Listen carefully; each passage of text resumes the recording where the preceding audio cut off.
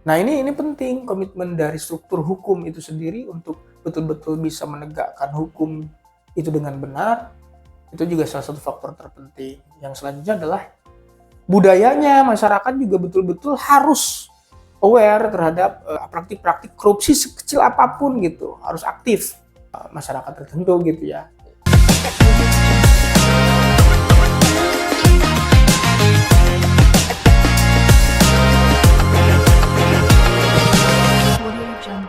Halo Sobat ISB, kembali lagi dengan saya Samsi Mukmin di channel ISB Law Center, channel edukasi hukum yang mencerahkan. Dalam sesi bincang hukum kali ini, kita akan membahas terkait maraknya korupsi yang dilakukan oleh beberapa kepala daerah. Dan kali ini saya bersama Dr. Eki Sirajul Baihaqi, SHMH, dan beliau sudah seperti biasa yang akan menjelaskan bagaimana dari sisi pandang hukum terkait maraknya korupsi di negara kita. Ya, baik Pak Eki, bagaimana tanggapan Kang Eki terkait maraknya korupsi yang terjadi di Indonesia? Oke.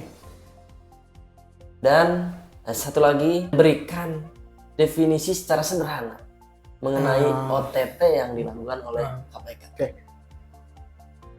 Tanggapannya biasa-biasa saja. Karena biasa itu, betul. Karena biasa-biasa saja, seakan itu pemandangan yang biasa, tapi pada substansinya ini kejadian yang luar biasa. Kenapa luar biasa itu? Kok berpuluh-puluh tahun Republik ini berdiri gitu ya, sejak dulu tahun 45 sampai saat ini korupsi kok nggak habis-habis? Nah, ini pertanyaan yang dasar. Artinya ada yang salah nih dalam hal kita bagaimana merawat dan mengelola negara ini gitu ya, sampai saat ini pun ternyata penyakit korupsi itu belum pernah hilang gitu. Nah, dan beberapa hari yang lalu kita dikejutkan kembali, meskipun tidak terkejut ya, gitu. Karena ini seakan tadi udah biasa. Kepala daerah yang di OTT lagi, berturut-turut loh dalam 1 bulan 2 bulan ini. Terakhir kemarin kan Bekasi, sebelumnya Lampung, Riau dan lain-lain di wilayah yang lain. Seakan ini kok kita mau sampai kapan ya? OTT perbuatan yang tercela ini terus-menerus menjadi pemandangan yang menghiasi layar kaca, medsos kita dan lain-lain itu tapi kita nggak boleh frustasi ya. OTT yang dilakukan oleh KPK itu harus terus, saya kira, sebagai sebuah upaya untuk memberantas korupsi melalui mekanisme penegakan hukum gitu ya. Nah, OTT ini bisa dianggap ya salah satu senjata yang ampuh ya yang dimiliki oleh penegak hukum sampai kemudian membuat si tersangkanya itu udah nggak berkutik lagi gitu ya. Beda dengan penanganan kasus biasa melalui proses penyelidikan ya, berawal dari pengaduan itu kan melalui proses yang cukup panjang. Kalau OTT itu penyidik sudah yakin orang tersebut melakukan tindakan korupsi.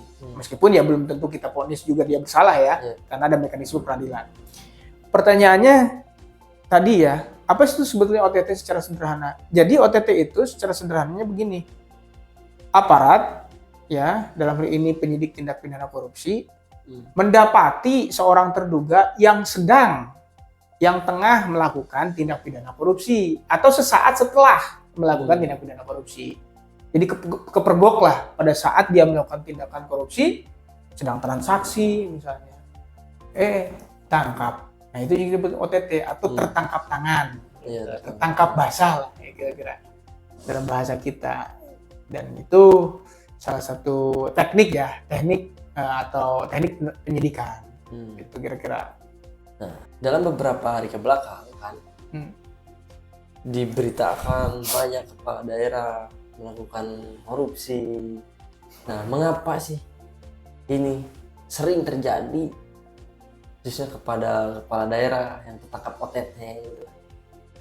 Nggak tahu ya, maksudnya itu tadi apakah ini sebagai sebuah habit, kebiasaan, watak karakter gitu ya, sampai pada satu titik mereka nggak sadar sedang diintai oleh KPK gitu. Ya kebetulan aja lagi nggak hoki kira-kira. Lagi apes. Lagi apes gitu, akhirnya ketangkep. Mungkin karena sering dia melakukan korupsi, bisa jadi. Atau bisa jadi baru aja bercoba untuk melakukan korupsi, ketangkep. Bisa jadi kan, gitu ya.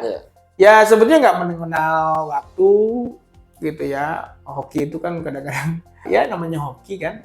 Gitu lagi apes ya? Lagi apes. Yang jelas mau yang hoki mau yang lagi apes itu salah ya, tetap salah ya, tetap salah ya kan.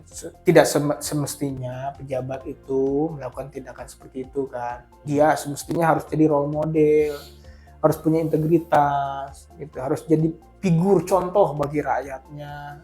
Dia sebagai pemimpin loh ya. Semua mata memandang, dia punya otoritas, mestinya otoritas itu dijaga. Dimanfaatkan untuk suatu hal yang baik ya, untuk kemaslahatan umat, bukan malah kemudian menjadi alat justru melakukan pelanggaran atau penyimpangan demi keuntungan pribadi. Ya, itu salah. Nah, selanjutnya terus apa pola seperti apa saja yang dilakukan kepala daerah dalam melakukan tindak pidana korupsi ini? Ya banyak modus, banyak cara dan banyak jenisnya. Bisa itu dengan misalnya jual beli proyek, ya yang tentu akibatnya pasti kerugian negara. Yang kedua misalkan dengan cara disogok atau suap. Nah itu juga salah satu bentuk tindak pidana korupsi. Nah, orang nyogok atau nyuap kepala daerah tujuannya apa? Untuk memenangkan sebuah tender misalnya proyek. Nah, atau gratifikasi ya, jadi misalkan orang yang baik gitu ya, memberikan hadiah, semacam hadiah bingkisan misalnya. Bingkisannya ratusan juta sekali ngasih kan. Ada apa nih? Coba itu. Betul dong. Apakah sebelum jadi kepala daerah dia ngasih bingkisan? Kan enggak. Artinya ada sesuatu something di situ, kepentingan. Ada lagi misalnya apalah, banyak lah ya, suap terhadap penegak hukum, hakim, jaksa, misalkan polisi. Itu tadi suap dengan wewenangnya, kemudian jual beli jabatan. Banyak sekali modus-modus itu.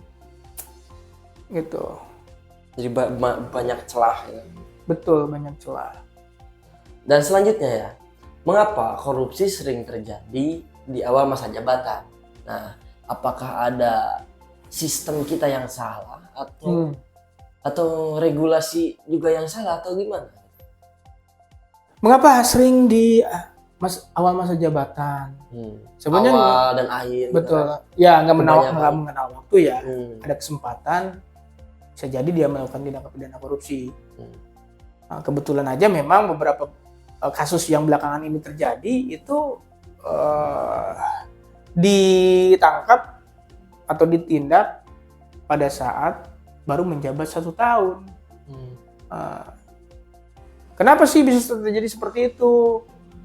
Ya selain kebiasaan bisa jadi ya kita melihatnya itu tidak hanya hari ini ketika dia ditangkap, tapi kita coba tracking jauh hari sebelum dia terpilih menjadi seorang kepala daerah. Nah bisa jadi gitu ya, kos politik ini menjadi sebabnya yang begitu mahal gitu, ketika seorang mencalonkan diri menjadi kepala daerah kemudian terpilih, apalagi dia terpilih atas dasar politik uang. Coba bayangkan berdasarkan beberapa informasi kan, untuk menjadi seorang kepala daerah terpilih aja seseorang itu harus mengorbankan puluhan miliar. Loh kok bisa sampai seperti itu dan mereka menyanggupi gitu ya. Puluhan miliar dikeluarkan hanya untuk memenangkan sebuah kontestasi pemilihan kepala daerah. Bisa dibayangkan, sementara gaji jadi kepala daerah berapa sih? Kalau kita akumulasikan. Nah, kalau tadi uang yang ditentukan 58 miliar, itu dibayar lewat siapa? Maksudnya apa? 58 miliar apa maksudnya? Yang tadi membutuhkan tentatif ya, itu bisa puluhan miliar ya. 58 miliar bisa. Itu ke siapa maksudnya? Ya, sebetulnya untuk biaya pemilihan kepala daerah sebetulnya nggak ada biaya yang signifikan seperti itu ya. Nah, ini kan biaya non teknis ya. Biasanya itu betul di luar itu gitu ya. Ya ada lah misalnya kita misalnya membayar satu biaya atau tarif biaya ke internal, itu tergantung kebijakan internal partainya gitu ya, kayak pendaftaran dan lain-lain. Itu mah tidak ada ketentuan lah yang jelas ada kos, tapi tidak sebesar biaya yang diperuntukkan untuk praktek politik uang gitu. Lebih besar kalau ya kosnya ya kos politiknya itu yang lebih besar justru yang kayak begitu gitu. Nah, kenapa ini terjadi? Ya orang bisa jadi berpikir dong bagaimana membalikan modal politik yang sudah dia keluarkan selama pencalonan dan pemilihan kepala daerah, sehingga dia berpikir bagaimana kewenangan yang dia miliki itu bisa betul-betul mendapatkan feedback atau keuntungan untuk menggantikan modal tadi. Dengan cara apa? Jual beli proyek misalnya, gitu kan? Nah, itu bisa jadi faktor pendorong yang saya kira cukup kuat gitu. Nah, dalam sistemnya, apakah sistem kita ini ada yang salah atau simpel saja, sejauh mana OTT ini sangat berpengaruh dalam memberantas korupsi ini? Apakah sudah efektif atau gimana? Sudah efektif atau tidak gitu ya. Yang jelas OTT ini salah satu pendekatan yang terus-menerus harus dilakukannya oleh para penegak hukum kita. Jadi dengan OTT ini kan sebetulnya mengunci si tersangka ini ya. Kalau melalui pengaduan biasa itu kan prosesnya lama gitu ya. Prosesnya cukup lama gitu. Kadang-kadang juga bisa jadi mengelak, belum tentu presisi juga. Tapi kalau OTT itu ya agak sedikit presisi lah. Artinya dua alat bukti yang cukup itu sudah terpenuhi sampai kemudian dia ditetapkan langsung sebagai tersangka karena sedang melakukan tindak pidana gitu. Jadi itu cukup efektif dan kadang-kadang juga ini apalagi sekarang itu di era media sosial ya, era pemberitaan. Kalau OTT itu langsung diekspos di media. Jadi selain ada hukuman secara yuridis gitu, tapi juga ada hukuman sosial juga. Orang yang ditangkap kemudian dikasih rompi oranye, kemudian diekspos di media. Nah, itu mestinya juga menjerahkan ya, tapi itu ternyata tidak menghentikan gitu ya pihak-pihak yang lain untuk tidak melakukan korupsi. Akhirnya muncul lagi gitu kepala daerah yang lain gitu. Jadi seakan tidak takut gitu loh dengan hukuman atau tindakan OTT yang selama ini dilakukan oleh KPK gitu. Tidak membuat sadar ya. Betul, tidak membuat efek jerak gitu. Entah memang hilaf, dalam keadaan hilaf atau bagaimana gitu ya. Selain tadi motivasi karena kos politik yang cukup tinggi, juga didorong oleh mungkin gini ya, kalau korupsi itu kan sebetulnya nggak usah kita yang mencari duit. Maksudnya ketika menjadi kepala daerah itu, kepala daerah nggak usah repot-repot nyari duit. Potensi atau kesempatan untuk melakukan tindakan korupsi itu datang sendiri. Orang coba nggak nganterin duit, mungkin ke rumahnya kepala daerah atau misalkan bisa janjian di mana, nggak usah misalnya mencari-cari gitu. Orang punya kepentingan karena dia pimpinan daerah gitu. Tanda tangan dia itu kan menentukan proyek gitu ya. Nah, disitulah letak celah-celah atau kesempatan yang bisa dimanfaatkan oleh pelaku tindak pidana korupsi gitu. Ya inisiatifnya bisa muncul dari semua sisi ya, di semua pihak, bisa dari kepala daerahnya atau dari unsur swasta atau ada juga calonnya marketingnya gitu. Maklarnya. Nah itu semua bisa terjerat hukum. Bisa dong, bisa terjerat hukum. Sama kena betul juga. Kayak misalkan dalam contoh suap misalnya, ya nggak mungkin sendiri kan tersangkanya, mestinya orang yang memberi, orang yang menerima, gitu kan. Itu bisa terkena, orang yang membantu melakukan. Itu dalam pidana kan bisa juga, dalam teori hukum pidana kan bisa kena jerat pidana gitu. Nah, dalam regulasinya, apakah dalam regulasi yang ada ini menurut Kang Eki sudah dapat menjadi efek jerak? Tapi pada faktanya sekarang semakin banyak kepala daerah yang muncul menjadi tersangka. Betul. Nggak tahu ya, kalau dari sisi regulasi itu kan sudah, saya kira sudah cukup mestinya membuat efek jerak gitu ya. Dalam hukuman tindak pidana korupsi itu dikenal ada minimal 1 tahun, 3 tahun, kemudian juga ada 5 tahun minimal, kemudian ada maksimal hukuman seumur hidup, bahkan hukuman mati pun diatur di dalam Undang-Undang Pemberantasan Tindak Pidana Korupsi. Gitu. Meskipun hukuman mati belum pernah diterapkan ya, dalam sejauh ini belum pernah diterapkan. Nah, kecuali barangkali nanti hukuman mati itu betul-betul totalitas diterapkan, dalam artian tidak hanya digantungkan pada kondisi tertentu. Misalnya kalau sekarang kan diatur hanya untuk bencana alam.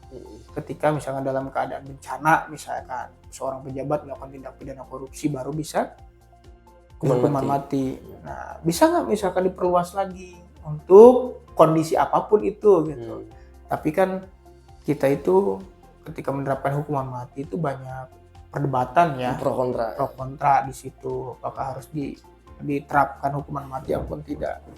Berarti dalam waktu Covid pernah ada tuh yang korupsi kan? Betul, tapi tidak kan? Itu tidak. Ya. Kalau itu kan wilayah penerapan, artinya untuk apakah mau diterapkan atau tidak itu tergantung dari keyakinan hakim. Ya. Kembali kita lagi ke betul, kembali ke hakim, kita nggak bisa mengintervensi kan. Gitu. Nah, terkait dengan dampak seperti apa tentang korupsi ini bagi kehidupan masyarakat dan juga keuangan negara? Apakah dampaknya biasa saja ataupun atau besar nih? Ya, dampaknya tentu luas dan berdampak ya. Itu akan menentukan kesejahteraan masyarakat ataupun tidaknya. Jadi ketika misalnya dampak korupsi ini, apalagi misalnya kerugian negaranya luar biasa, miliaran bahkan triliunan kan pernah terjadi. Coba bayangkan duit triliunan itu kalau kita alokasikan untuk misalnya membangun sarana prasarana pendidikan, SD kita masih, misalkan bangunan SD kita masih banyak yang rusak, SMP dan seterusnya gitu ya. Terus untuk misalnya mengentaskan kemiskinan, bantuan sosial dan lain sebagainya juga masih kita perlu gitu. Apalagi sekarang kan musim bencana, gitu kan. Coba bayangkan kalau dana yang triliunan itu kemudian dialokasikan betul-betul untuk ke kesejahteraan masyarakat, itu kan akan sangat berdampak. Sebaliknya, kalau misalnya banyak pejabat yang serakah, banyak misalkan para pihak oknum-oknum yang tidak bertanggung jawab yang mengambil keuntungan dari uang negara ini hanya untuk memperkaya dirinya, kekayaan tertumpuk hanya pada satu orang tertentu atau kelompok tertentu gitu ya, oligarki katakan seperti itu kan suatu tindakan yang dolim ya terhadap masyarakat gitu kan. Nah ini yang perlu mendapat perhatian semua gitu. Nah makanya kalau bicara sistem itu selain regulasi, sejauh mana komitmen aparat juga dalam menegakkan hukum itu sendiri. Dan hati-hati, jangan sampai kemudian juga aparat juga melakukan tindakan yang sama. Seperti hal yang terjadi beberapa hari yang lalu, kan? Beberapa waktu yang lalu. Nah ini penting, komitmen dari struktur hukum itu sendiri untuk betul-betul bisa menegakkan hukum itu dengan benar. Itu juga salah satu faktor terpenting. Yang selanjutnya adalah budayanya, masyarakat juga betul-betul harus aware terhadap praktik-praktik korupsi sekecil apapun gitu, harus aktif. gitu. Jadi masyarakat juga bisa kan kalau membuat laporan semacam Bisa. kalau dia melihat ada tindak pidana korupsi ini bisa melaporkan.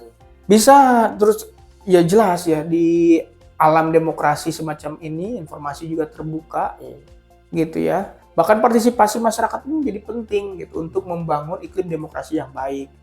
Ya, jadi masyarakat harus terlibat aktif dalam upaya pemberantasan korupsi ini. Jangan hanya dibebankan kepada penegak hukum saja. Penegak hukum itu terbatas. Jadi masyarakat juga perlu dilibatkan untuk menjangkau lebih luas lagi, lebih banyak lagi seandainya ada praktik-praktik koruptif yang dilakukan oleh pejabat maupun beberapa oknum masyarakat tertentu gitu ya. Nah ini penting ya. Jadi kalau misalkan menemukan praktik-praktik korupsi semacam itu, segera laporkan kepada penegak hukum itu, mau itu ke instansi kepolisian, kemudian kejaksaan misalnya, atau ke KPK gitu ya, sesuai dengan batas kewenangannya. Berarti masyarakat juga sangat berperan penting ya dalam mengawasi kebijakan-kebijakan yang dikeluarkan oleh kepala daerah ya. Betul. Nah, sejauh mana sih apakah korupsi ini bisa dihentikan atau tidak? Iya. Karena hari-hari korupsi di Indonesia itu semakin meningkat. Ada lagi, bulan depan ada lagi. Gimana nih tanggapannya? Ya, bisa dihentikan ataupun tidak, ya yang jelas kita harus optimis ya. Bangsa ini harus bersih. Berbagai macam upaya untuk memberantas atau mengikis praktik-praktik korupsi dari hulu sampai ke hilir juga harus dilakukan terus-menerus. Pemberantasan korupsi harus jalan terus. Penegakan hukum baik itu melalui mekanisme represif, penegakan atau penindakan atau preventif upaya pencegahan. Itu harus senantiasa harus diupayakan terus-menerus gitu. Karena itu tadi tantangan terbesar hari ini adalah budaya yang sudah terbentuk sedemikian rupa, mengakar kuat bahkan sampai ke level yang paling bawah. Mentalitas korup ini sudah menyebar gitu. Nah ini tugas berat kita. Kapan ini berakhir? Semua orang juga tidak bisa menjawabnya. Nah yang jelas kita semua sebagai aktor-aktor intelektual gitu ya, dan publik harus betul-betul bagaimana membangun komitmen ini agar Indonesia ke depan menjadi negara yang bersih, gitu aja. Nah, terkait maraknya korupsi ini, masyarakat juga diharuskan terlibat untuk mengawasi perangkat atau kepala daerah dalam mengawasi kebijakannya.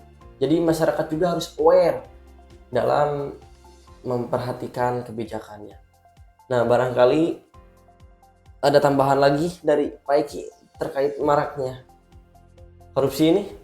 Ya, tambahannya barangkali begini ya, seorang untuk menjadi kepala daerah itu harus betul-betul melalui mekanisme seleksi yang ketat ya, terutama dari partai politik. Itu sebagai salah satu wadah formal gitu ya, kaderisasi pemimpin di tingkat daerah maupun nasional. Ini harus betul-betul dijalankan dengan baik. Tidak hanya melihat kader itu dari siapa yang memiliki modalitas finansial yang cukup, tetapi harus dilihat kompetensinya, integritasnya. Baru yang lain-lain. Nah, ini harus betul-betul rekrutmen atau kaderisasi itu dilakukan. Yang kedua, dia ketika sudah misalkan layak direkomendasikan, maka kontrol masyarakat juga harus diperkuat. Publik juga harus diperkuat gitu ya. Peran partisipasi masyarakat juga harus diperkuat. Transparansi, akuntabilitas, ini harus betul-betul menjadi prinsip di dalam menata kelola pemerintahan. Gitu ya. Nah, karena dengan cara itu maka praktek-praktek korupsi itu bisa diminimalisir gitu. Meskipun tidak menjadi jaminan 100% ya. Tidak bisa menjadi jaminan 100%. Karena ini kan kalau soal tindakan koruptif itu bicaranya soal komitmen dan juga integritas pribadi ya. Nah, integritas pribadi itu siapa yang kontrol? Bukan orang lain, diri sendiri gitu. Nah, makanya kalau dia nggak punya komitmen dan integritas, dan itu harus terkontrol setiap detik. Kadang-kadang orang dikenal punya integritas, tapi sekali waktu dia tersandung atau keseleo juga gitu ya. Kita nggak tahu setan mau datang kapan kan?